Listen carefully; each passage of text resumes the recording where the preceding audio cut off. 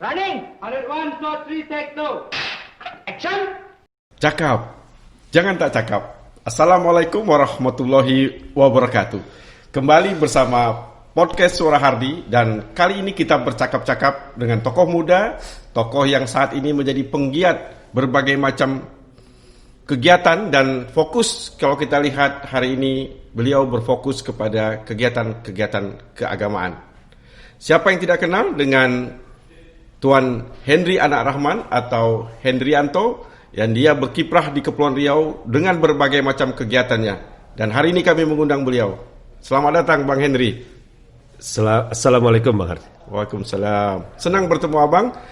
Dan kita ingin coba fokus bicara kita ini tentang kegiatan Abang di bidang keagamaan, yang saya lihat di YouTube wajah Abang selalu menghiasi bersama Ustadz Abdul Somad. Ya. Kira-kira kenapa bisa terjadi demikian? Ya, karena memang saya mencoba untuk mencari kegiatan yang berhubungan dengan keagamaan, dan itu juga untuk diri kita.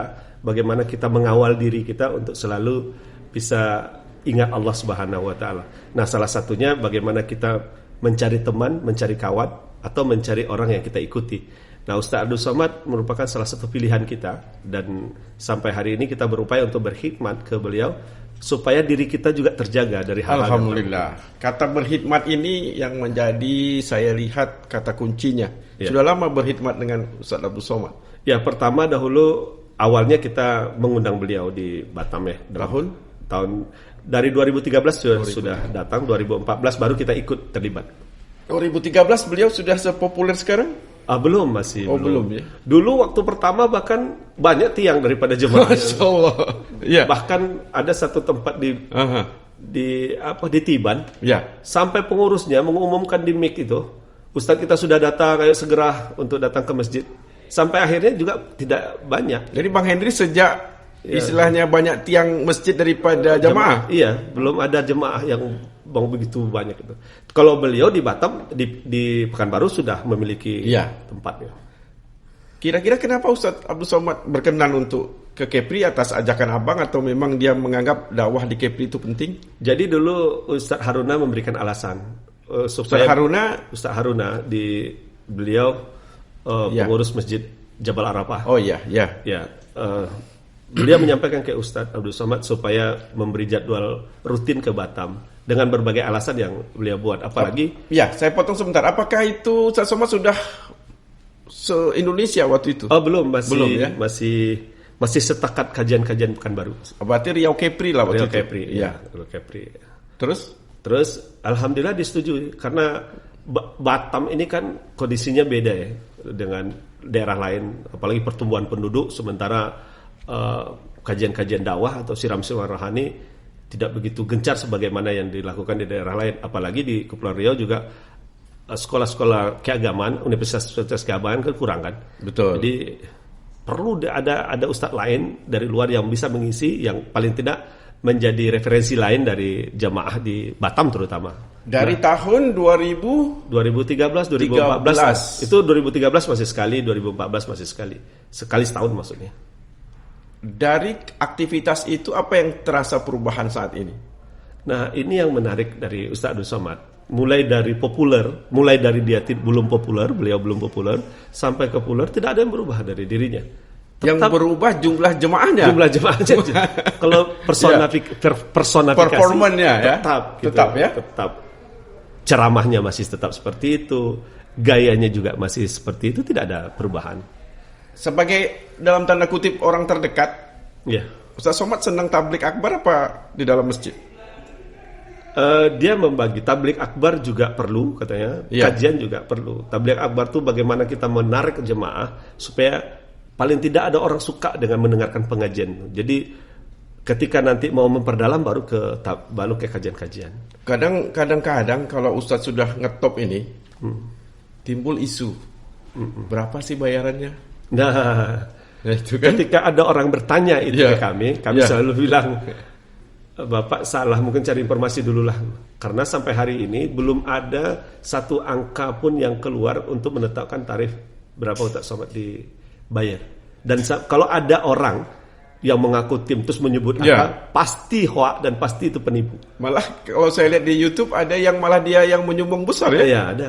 Bahkan ada orang dikasih satu, dia balikannya lagi seluruhnya dan dia tambah. Masya Allah. Dan itu sering karena dia tanya, ada tadi orang ngasih, ya kasih lagi ke orangnya dan ini tambahannya. Allah Dari Allah. beliau ke orang yang tadi ngasih ketika ada pembangunan pesantren atau lain-lain sebagainya. Tapi kalau gitu saya minta maaf bang. Ya. Kalau gitu abang pun tak dapat apa-apa. Tak ada. Kita berkhidmat. Oh saja. ya, kata Allah berkhidmat. membalasnya. Kunci tadi kata berkhidmat. Iya. Dalam perjalanan suka duka, tentu sebagai orang dekat, apa ada keluhan Ustaz Somad menghadapi jemaahnya itu? Beliau selalu bercerita tentang bagaimana masa lalunya, bagaimana dia melihat orang, melihat ustadz-ustadz yang hebat ya, yang viral gitu. Terus dia berada di dekat orang itu dan dia melihat perilaku orang itu. Maka sampai hari ini ketika dia melihat sesuatu itu tidak baik, hari ini dia ubah dan dia jangan sampai seperti itu. Salah satu contoh? Contoh kasus ada ustadz yang sangat tenar waktu itu, ada jemaah yang datang untuk bersalam. Jangankan salam, yang jangankan mengulurkan tangan. Yang dihadapkan ke orang cuma hidungnya aja. Sementara ini kan jemaah mau datang untuk bersalam lah ya. Malumlah jumpa. Nah ustadz sampai hari ini dia berupaya untuk melayani orang. Ketika orang minta salam pasti dia kejar-kejar orang. Dia ingin memposisikan dirinya bersama jemaah itu. Kalau gitu pada saat itu posisi abang gimana? Nah, disitulah perlunya kita. Ustadz ini kan tidak akan mau menolak orang. Iya. Tapi kan kita juga tahu kondisi Ustadz. Berarti yang menolak abang? Kita memisah-misah. Oh, mau misah, bukan menolak ya? supaya Supaya beliau safety, iya. keselamatan, Kan kenyamanan. jemaah kan banyak jemaah radikal main tarik-tarik aja. Bayangkan bukan kalau- radikal, seneng. Senang ya. Apa ya, merasa ketemu ya semacam fans dari Iya. ya begitulah luapan-luapannya. Luapan itu kadang membuat dia tidak peduli orang, yang penting bagaimana dia jemaah ini bisa dekat dan bisa bersalaman dan lain-lain sebagainya. Pernah terjadi bentrok yang begitu tajam sehingga abang harus berada di tengah itu? Bentrok nggak ada, cuman membuka jalur untuk berdorong-dorong itu sering. Karena banyaknya jemaah yang datang yang ingin bersalaman, terpaksa kita harus mendorong. Pernah terjadi musibah, misalkan tiba-tiba. Kalau orang jatuh sering. Kalau Ustadz, Enggak, alhamdulillah enggak. Sampai saat ini enggak. berarti Insyaallah enggak. penjagaan abang luar biasa. Enggak. Tapi kalau orang jatuh, sering. Ya, Ada. dijatuhkan dan ditolak. Mungkin dia kena. Bukan Ya, ditolak, bukan tapi dia ditolak. kena di belakang. Ya, karena perlu keselamatan itu. Iya. Karena saya kira memang problem terbesar adalah pada saat Ustadz Somad masuk ke arena Iya, atau keluar ke arena. Iya. Kalau Makanya di dalam- kita berupaya ke setiap panitia bagaimana meletakkan kalau dapat mobil yang membawa Ustadz itu sedekat-dekatnya dengan panggung supaya tidak jauh jarak antara panggung dengan mobil yang dia turun. Ustadz Somad menjadi viral pada saat dia banyak ditolak di dalam maupun luar negeri. Pada saat ditolak itu, abang ada di situ? Sebenarnya tidak juga, karena kita mungkin masih ingat 2017 Ya. viral yang sangat besar itu ketika beliau pulang dari Mesir waktu itu ya. Iya. Terus membuat tablik akbar pertama kalau tidak salah di Batam kita laksanakan. Iya. Kan abang juga menjadi ketua panitianya. Iya. Pak Burhan sebenarnya. Pak Burhan, Saya cuma menemankan Pak Burhan. Setelah itu baru viral lagi di Kalimantan dan lain-lain sebagainya. Ini viral ketika besar. Persoalannya bukan pada persoalan penolakan. Saya melihat tidak seperti itu.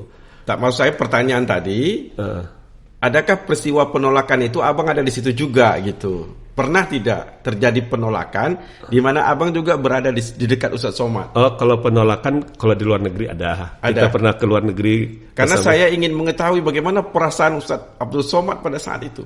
Ya, dia sudah biasa aja. Contoh gini, kan Ya. saya udah bilang kita akan ditolak. Kalian aja mau keras mau ikut. Oh, Oh gitu ya. Jadi dia sudah membaca kata hati. bahkan dia bawa koper kecil aja. Oh udah tahu tidak lama-lama. Dia tahu mungkin bahwa ini sebentar ditolak juga. Tapi kalau Bang Hendri udah masuk bagasi ya. Wah, kita bawa koper yang serius lah kan besar ya. Nggak jadi. Tapi Itu contoh. saya rasa itu mungkin titik kesabaran atau memang tadi sudah memang dipersiapkan bahwa kejadian itu bakal terjadi. Ya, dia sudah paham mungkin ya dengan berbagai hal yang dia hadapi dalam dakwah. Penolakan di luar negeri kan terjadi Di bandara mana Abang lama bersama beliau ditolak itu, sebenarnya? Ya, kita Ada pernah naik pesawat balik lagi atau gimana? Ini enggak ada yang tahu nih juga. Tapi Iya. kami pernah sampai ke Zurich pernah gitu. Switzerland.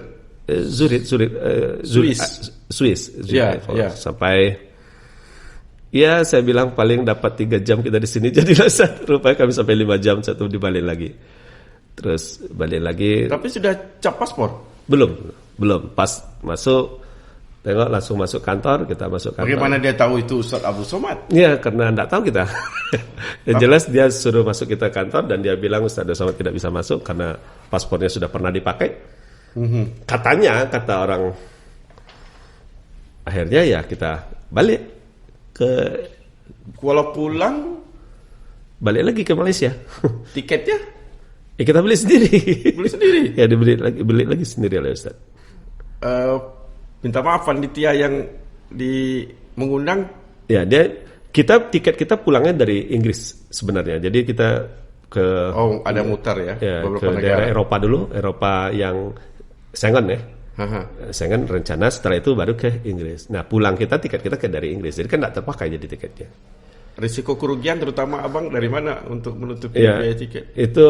itu kelebihan Ustadz juga. Ustadz ini dia sudah menyiapkan segala sesuatunya untuk tiket-tiket dan beliau membelikan, kami kan bertiga jadi beliau selesaikan semua. Ya, saya terhenti sebentar karena saya terharu karena bagaimanapun ada risiko perjalanan waktu dan juga finansial. Tapi Bang Henry katakan tadi risiko itu di tangan Ustadz semua. Ustadz dah siap dia, bukan dia sudah menyiapkan ya segala risiko. Kalau kita kan menganggap semua perjalanan anteng aja kan. Ya. Tapi Ustadz itu dia seperti sudah bisa membaca. Kalau ini terjadi ini akan kita siapkan. Ya.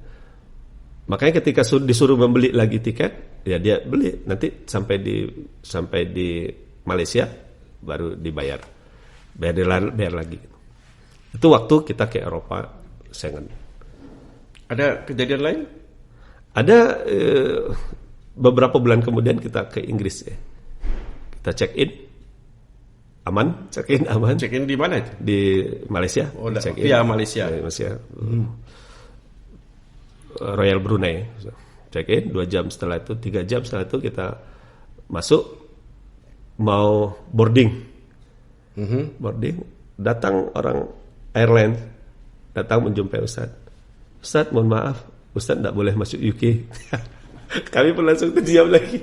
Dia panggil kami, kita masuk, saya ada teman satu lagi masuk ke pesawat, sampai ke pesawat, bukan, sudah masuk ke ruang tunggu. Iya. Artinya tidak ada masalah, tapi bagi kita bukan persoalan perginya, tapi kita tim yang harus bertanggung jawab terhadap Ustadz. Akhirnya kita tidak jadi pergi. Padahal itu dijemput oleh panitia dari UK ke Malaysia. Oh, bersama-sama panitia? Bersama panitia. Satu panitia. Kenapa kok maskapainya bisa membatalkan? Kan biasanya immigration di tempat karena kedatangan. Kan ada visa kan sudah clear. Iya, di visa itu disebutkan, mungkin tidak tahu kita gitu. Yang jelas UK tidak membolehkan Ustadz masuk. Tapi yang jelas lebih beruntung. Iya, karena diberitahu. Dan karena tidak mengikuti perjalanan bolak-balik itu. Karena saya pernah ke Swiss, panjang lama itu. Ya, lumayan. Iya, itu antara siang dan malam langsung berjalan. Tapi sempat lihat salju lah ya. Paling tidak kita sudah pernah menengok tanah Swiss. Lihat. Bang Henry, dalam perjalanan tentu banyak kisah-kisah menarik dan saya melihat Bang Henry sangat kreatif karena perjalanan kisah itu oleh orang-orang yang bertemu atau tokoh-tokoh yang pernah bersama Ustadz Somad, Bang Henry coba membukukan apa pandangan atau ceritanya. Di meja saya ini telah ada buku Guru Mengaji dari Kampung, di mana Bang Henry menjadi salah satu editor dan tentu saja salah satu juga penulis. Dari 43 kisah bersama Ustadz Abdul Somad, dan Bang Henry tentu membaca semua tulisan ini. Yeah. Tulisan mana yang paling menarik menurut Bang Henry? Semuanya menarik. Iya. Karena mereka bercerita dari sisi-sisinya. Bagaimana dulu waktu Ustadz sekolah, masuk kuliah di 96 di UIN, YIN ya. Terus juga bagaimana Ustadz ketika dia di Jakarta ketika masih menjadi penterjemah. Terus bagaimana kawan-kawan para asatis hari ini yang jumpa dengan Ustadz sejak dia jumpa Ustadz Felix Shaw contohnya, sejak dia jumpa Ustadz UAS dahulu sampai sekarang, apa yang dia lihat gitu.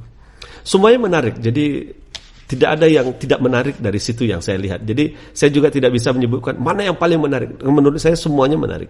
Artinya orang jemaah perlu membaca.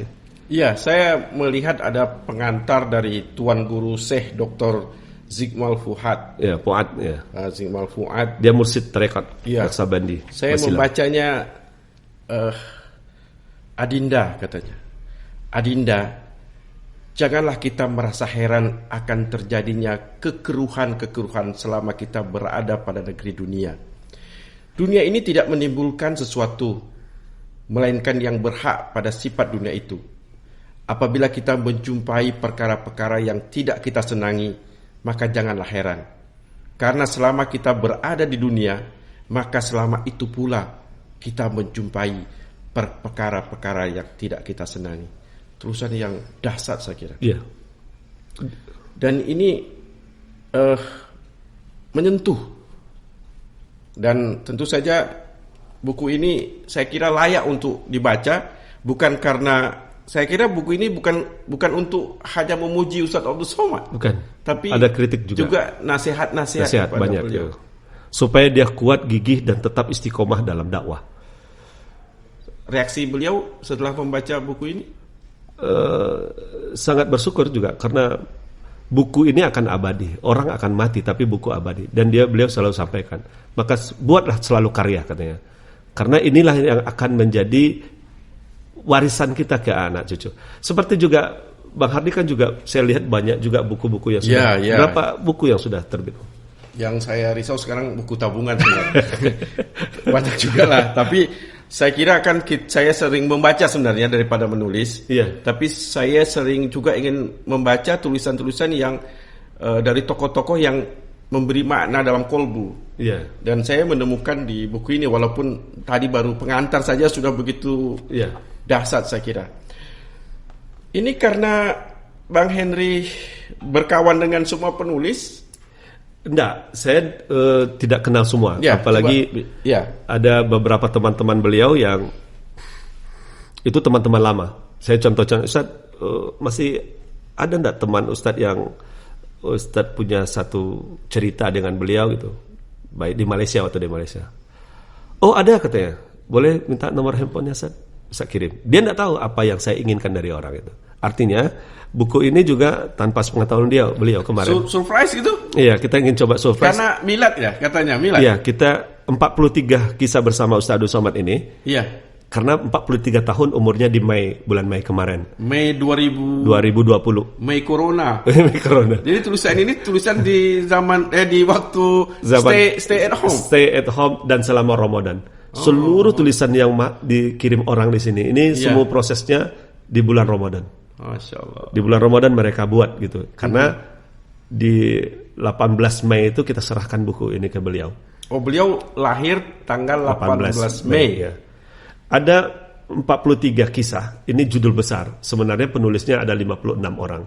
Ada 3 tulisan yang kita gabung gitu. Contohnya Angkatan Silat 6 ada beberapa orang ya, 3-4 orang kita jadikan jadi satu tulisan. Karena memang mengejar 43 topik. Mengejar 43 topik ya. Tapi penulis 56 orang. Dari Sabang Merauke sampai ke luar negeri juga. Iya, dari Malang ada juga dari Brunei dan juga dari Malaysia.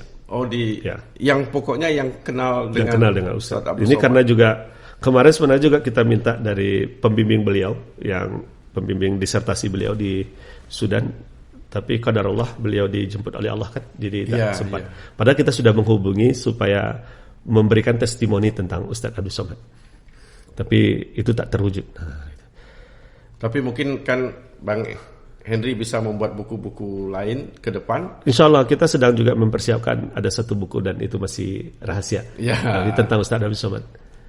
Nampaknya senang surprise ya. Iya, masih dalam kejutan. Masih dalam tahapan-tahapan karena orang tidak juga banyak kita sekarang membaca, mengetahui para tokoh-tokoh masa lalu itu kan dari buku-buku yang dihadirkan, tidak oleh si tokohnya tapi oleh orang-orang di sekelilingnya. Kali ini kan Ustaz Abdul Somad mendapat kejutan dari Bang Henry. Bang Henry pernah mendapat kejutan dari Ustaz Abdul Somad? Kejutan kita kejutan siraman rohani aja tuh. Alhamdulillah. Kalau itu saya kira semua jemaah terkejut ya. Iya. Mendengar apa ya? Kadang-kadang saya pernah dan sering juga bersama beliau dan sering melihat YouTube, ada kejutan kata-kata yang saya tidak berpikir bisa kelata itu keluar. Iya. Contohnya tentang apa ya? Tentang pesawat ya. Bahwa orang Melayu sudah punya pesawat ya. Citylink. Karena itu Siti Nurhaliza. Ini hoax, sudah hoax. Ada satu yang menarik. Jadi saya dulu waktu mau ikut safar sama beliau, gitu, dari Batam saya ke Pekanbaru dulu kan. Pas sampai bandara saya lupa bawa minyak wangi. Ya, parfum ya. Minyak wangi. Sampai di Pekanbaru jumpa Ustaz ngasih minyak. Ini kan saya yang minyak padahal tinggal kan. Tapi tiba-tiba Ustaz ini Pak pakai katanya. Minyak baru? Minyak baru dari merek sama? Enggak, tetap minyak yang kayak minyak, ya minyak tuh lah. Iya. Uts kalau kalau saya selalu ngasih uts. Saya dalam hati, ya Allah, rupanya UAS membaca kolbu kita bahwa kita ketinggalan minyak sementara dia kasih minyak baru. Nah itu pernah terjadi ya? Dan sering bahkan gitu. Hal-hal yang lain gitu. Kita berpikir, tapi nanti Ustaz terjemahkannya. Pak ini Pak, kan tadi baru berpikir gitu. Gitu. Sering kayak gitu. Mungkin itu ya Allah berikan keistimewaan. Keistimewaan. Dan saya lihat juga Bang Henry diberikan keistimewaan untuk lebih dekat dengan Ustaz Abdul Somad. Dan tentu banyak orang yang iri dalam tanda kutip atas kedekatan itu. Banyak orang yang ingin dekat gitu. Iya. Yes. Dan kita tak tahu juga itu urusan orang. Yang penting kita saya dan teman-teman hanya berupaya berkhidmat untuk bagaimana kelancaran dari dakwah Ustaz Abdul Somad. Bang Henry cakap tentang Ustaz Abdul Somad tentu cakap yang tidak akan pernah berakhir. Dan tentu saja pertemuan ini cakap jangan tak cakap ini dan kita perlu akhiri. Dan oleh karena itu saya berterima kasih atas kehadiran Bang Henry. Dan sekali lagi cakap jangan tak cakap. Wassalamualaikum warahmatullahi wabarakatuh.